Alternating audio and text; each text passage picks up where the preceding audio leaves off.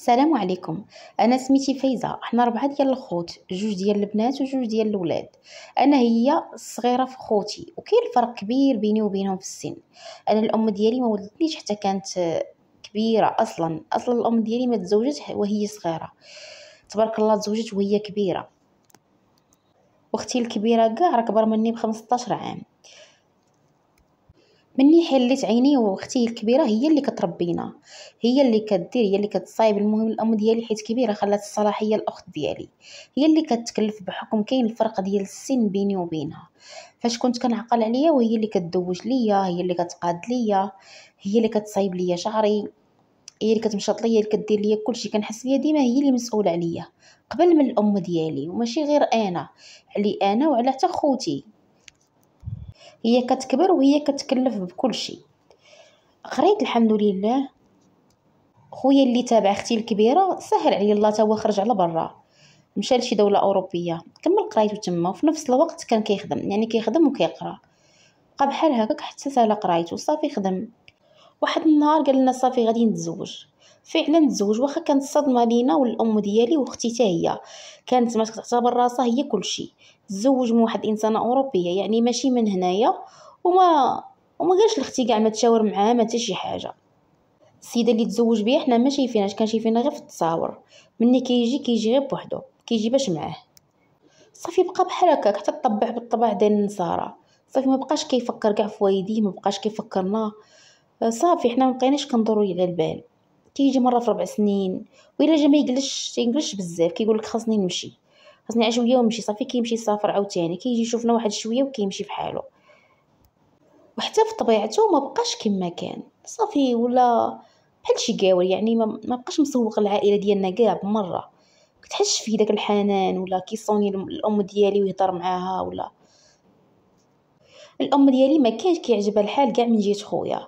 وحتى الاب ديالي مسكين بات ما صبح، توفى في فراشو، موت اللي عادي. يعني كان واحد الراجل كبير وفيه الامراض وهذا، ولكن ما كان ضر حتى شي حاجه. الموت ديالو كانت عادي، جات سكته قلبيه وتوفى الله يرحمه. خويا ما حضرش ليه كاع، يعني ما شافوش.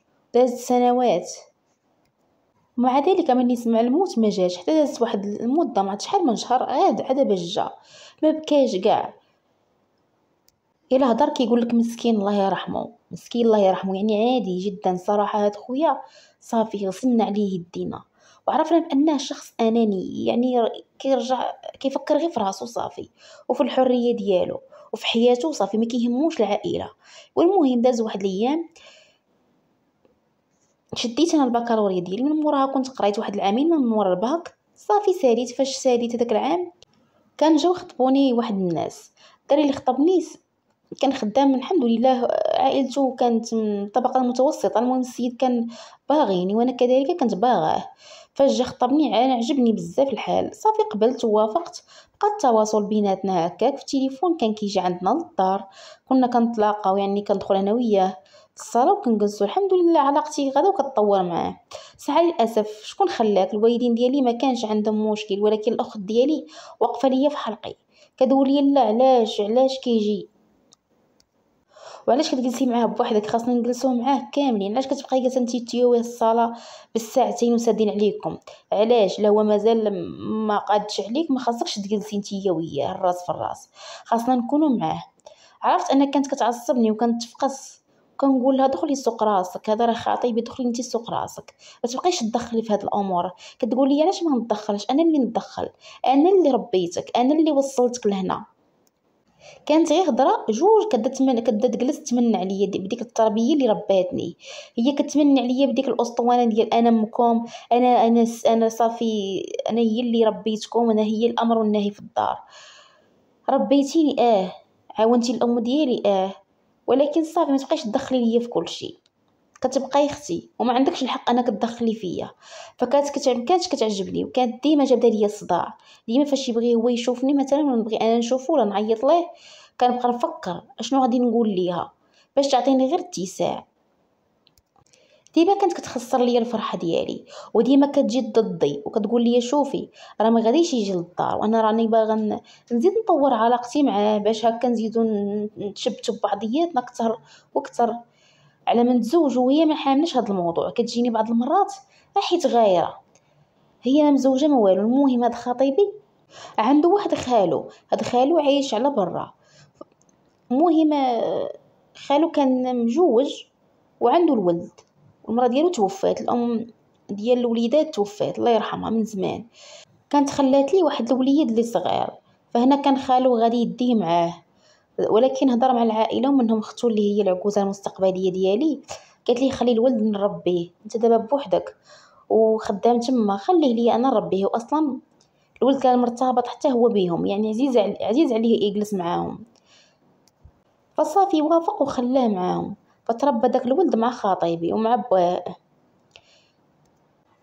وخالو رجع للدوله اللي خدام فيها، كيجي مره كيزورهم مره في العام، كيجيب الكادويات، ما تيخلي ما يجيب. المهم هاد خالو ماشي غير خدام تما وصافي، السيد لاباس عليه، داير تما مشاريع، كيلعب داك بالفلوس لعب.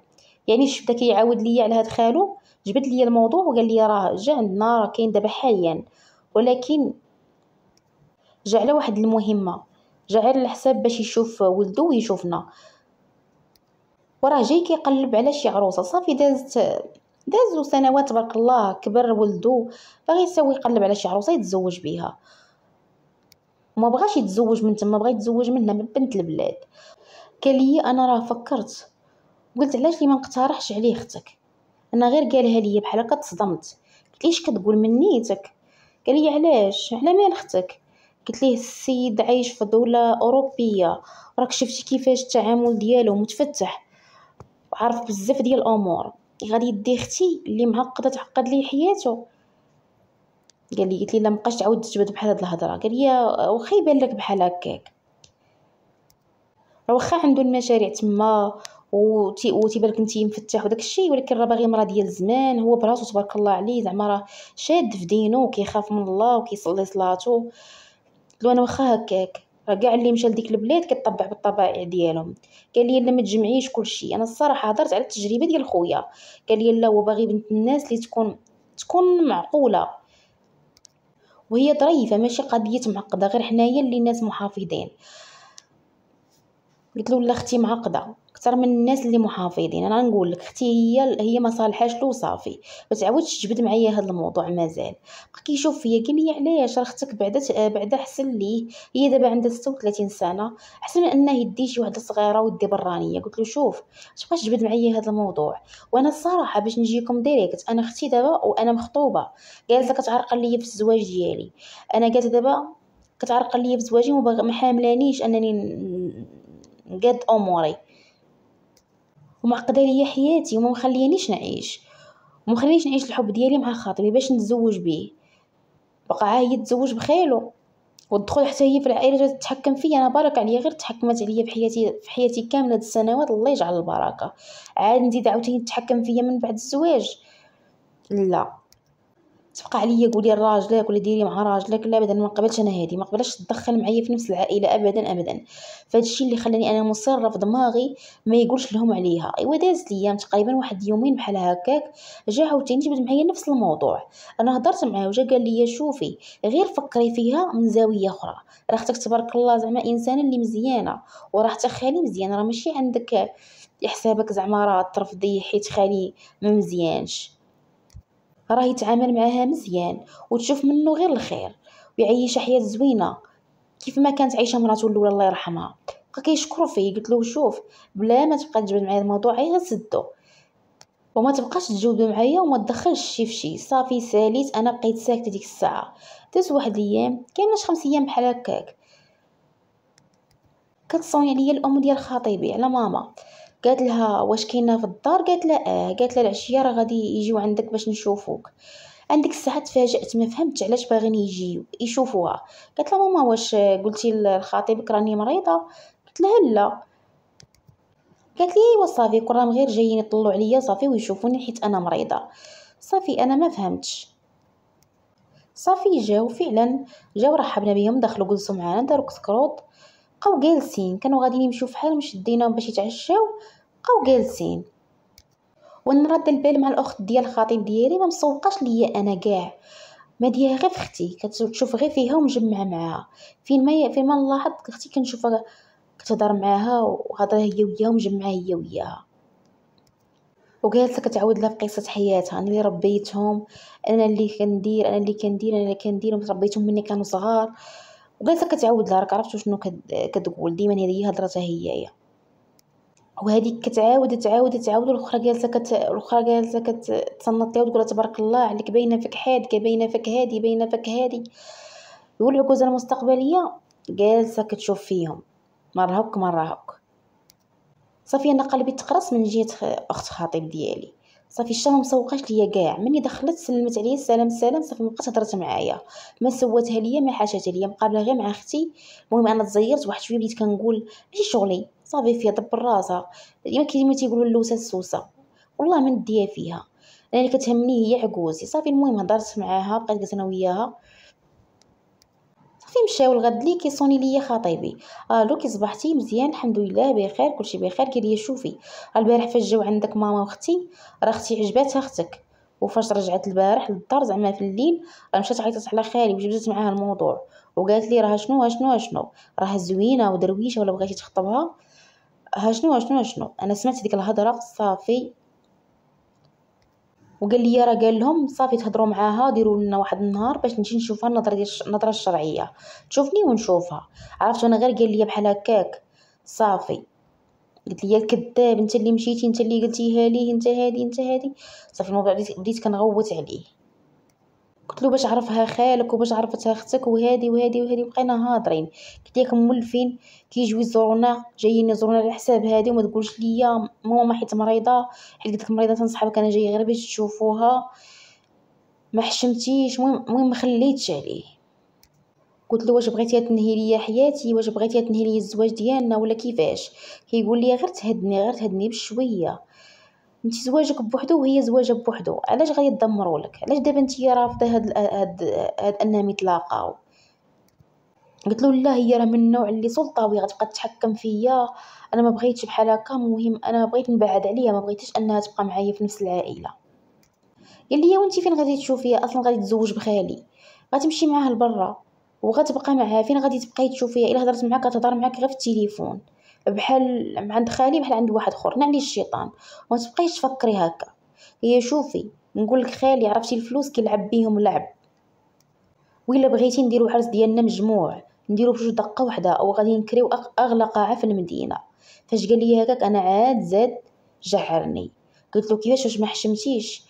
واش عباد الله انت معصبني غير من قضيه اختي، وعاد تزيد تقول لي ندير معاها تاني العرس وانا وياها دقه واحده؟ واش ما حماقيتيش؟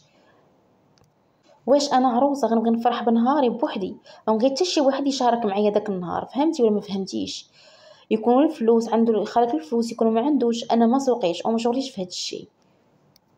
قال لي: انا قلت لك بحال هكا غير باش نستافدوا، تكون عندنا قاعه واعره ويكون داك الشيء واعر. قلت له: شوف سيدي، شكون قالك انا باغا داك الشيء واعر؟ انا بغيت غير تكون ليلتي بوحدي، انا بغيت نفرح براسي بوحدي، بغيت حتى شي واحد يشارك معايا فرحتي. وداك الشيء اللي بقى خاصني. اختي لاصقه فيا حياتي كامله، وزيد تلصق لي تاني حتى نهار العرسي، وتلصق لي من بعد الزواج. انا ما بغيتش تحشم. انا قلت لك صد عليا الموضوع. صافي سد ما بقيتش بغي نهضر فيه. قلت له: شكون يشكى عليك اصلا وقال لك ان اختي انا باغاها تتزوج؟ صافي ما باغاش اختي تتزوج. وإلا ما كانش كيهمك الراي ديالي، صافي انا غنفسخ هاد الخطوبه كاع وبالناقص من شي خطوبه كاع. ويقطع عليا التليفون بكل وقاحه. قطع عليا التليفون هنايا. انا صافي بديت كنتعصب. ما بقات اختي حتى فرتكت ليا الجوقه، بقات اختي حتى فرتكت ليا الخطبه ديالي. هي السبب ديال المشاكل ديالي، هي سبب مشاكلي يا عباد الله. شويه هو يجيني واحد الميساج طويل من خطيبي مصيفط ليا: كتب لي: انتي نكرت الخير، اختك رباتك وكانت هي الام ديالك، حتى لدابا مازال كتخاف عليك ومازال خايفه عليك وباغا توقف معاك، وانتي ما بغيتيش ليها الخير. شوفي اختك عندها 36 سنه وجاها عريس اللي مناسب، بلاصه ما تقبلي وتقولي اختي على راسي وعلى عيني، وندير انا واختي عرس وتكوني انتي فرحانه. انتي ما بغيتيش ليها الخير، اذا انتي ما فيكش الخير. اما اختك درويشه، اما اختك الله يعمر ليها الدار. انا وليت كنخاف منك، ديري هادشي مستقبل. انا وليت خايف منك انك انسانه اللي مسمومه. انتي انسانه انانيه كتبغي غير داكشي ديال راسك. انتي انسانه مغياره كتغيري من الاخت ديالك بلا قياس وما كتبغيش ليها الخير. بالعكس صحيح، ونكرتي كاع الجميل اللي دارت فيك اختك، وانتي براسك بفمك النهار الاول كنتي قلتيها ليا ديال اختك اللي رباتك، وهي اللي كانت كتقاد لك كلشي، وهي اللي كانت كتشري لك كلشي، وهي اللي كانت كتوقف معاك في المشاكل ديالك كامله، ولات هي مولات صداع. قال لي شوفي انا غادي ندير اعاده النظر في هذه الخطبه صافي، ودار نقطه صافي. وصل لي الميساج. انا تما بديت كنغلي صافي، بديت كنقول مع راسي لا كان هكا اللهم نفسخ انا هاد الخطبه، يلا صافي من الاحسن نفسخها، ما عندي ما ندير بها صافي. اصلا هي جرات لي على خطبتي، من الاحسن يمشيو في حالهم كاملين. المهم داز تقريبا واحد الساعه، كتجي عندي اختي قالت لي راه ماما صونات عليا عجوزتك. ايوا راه قال لك اقترحوني على خوها، يعني ما يجي يخطبني. عرفتو انا هنا بحال صرفقاتني السيد، يلا مصيفط لي الميساج كيقول لي غندير اعاده نظر في الخطبه ومازلنا ما مكملينش. زعما شنو؟ انا مازال في اعاده النظر؟ قلت لها ما عندك ما ديري بيه. قالت لي وعلاش؟ قلت لها راه باين داير بحال خويا عايش على برا. قالت لي يا ماما واخا اللي يجي بعدا تشوفو ويشوفها. قلت لها علاش غتشوفو وغيشوفها؟ راه باين داير بحالو. المهم هضرت صافي، فعلا ماما هضرات معاهم وقالت لهم مرحبا. صدقوا جاو بعد يومين وجا هو، ما جاش خطيبي. المهم هو ما جاش، قال لهم واقيلا كذب عليهم شي كذبه، قال لهم خدام ولا ما نعرف.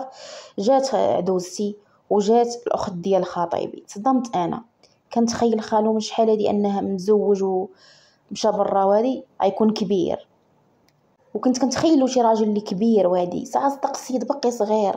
تفاجأت تصدمت. انا كنقولوا لي هذا راه خالو، راه ما نطيقش انا نقول غير خوه ولا شي حاجه. فسولو على عمرو قال لي من 39. انا تصدمت، تزوج هو باقي صغير ومشى صغير. اختي عندها 36 هو 39، يعني بيناتهم 3 سنين. والمهم هو هذاك النهار فاش جاو جلسوا قال لهم انا راني موافق. قولي انتي غير انتي واش موافقه؟ يعني السيد بغاها نيشان، ما كاينش يمشي يفكر ولا لا. قال لها انا باغيكم من دابا نوجدوا روسنا، ما حد كاين.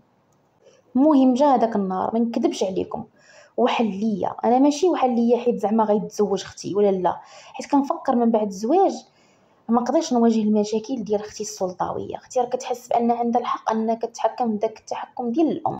انا ما بقيتش عارفه شنو غادي ندير. خطيبي صافي ساكت، كنتسنى اشنو غادي يدير. ما عرفتش انا شنو غادي نقول لها. كنحاول اني نعيبو ليا وهي قالت لك لا غادي توافق وتقول له يجي. المهم طلع لي الزعف، وليت خايفه ان خطيبي الناس صافي ما بقى يدير معايا والو، وانا يفرض عليا انا ندير معاه العرس. انا ما باغاش ندير معاه العرس، هي ماشي غيره منها، ولكن انا ما باغاش المشاكل. انا خايفه من المشاكل، وانا ما بغيتش نتزوج هذاك السيد. ما عرفتش دابا اشنو خاصني ندير باش نقدر نخليه ما يتزوجش هذاك السيد. انا بغيت القصه ديالي تكون عبره لبعض الخواتات اللي تيكونوا كبارات وتعطيو الحق، تعطيو راسهم الصلاحيه انهم يبداو يتحكموا في خواتاتهم. اعطيو لخواتاتكم اتساع اللي صغر منكم، يعني ماشي نتي راه كنتي صغيره كنتي كديري لا شي حاجه صافي تبقاي تحسبي راسك في بلاصه الام بوحدها والاخت بوحدها، بلا ما تحكموا في خواتاتكم. وخليهم يعيشوا حياتهم، وخليهم يقرروا ويديروا ما بغاو. نتوما ما سوقكمش في هذاك الشيء، اللي حقاش هذا الشيء كيخلق على العداوه وكيخلق غير الكره.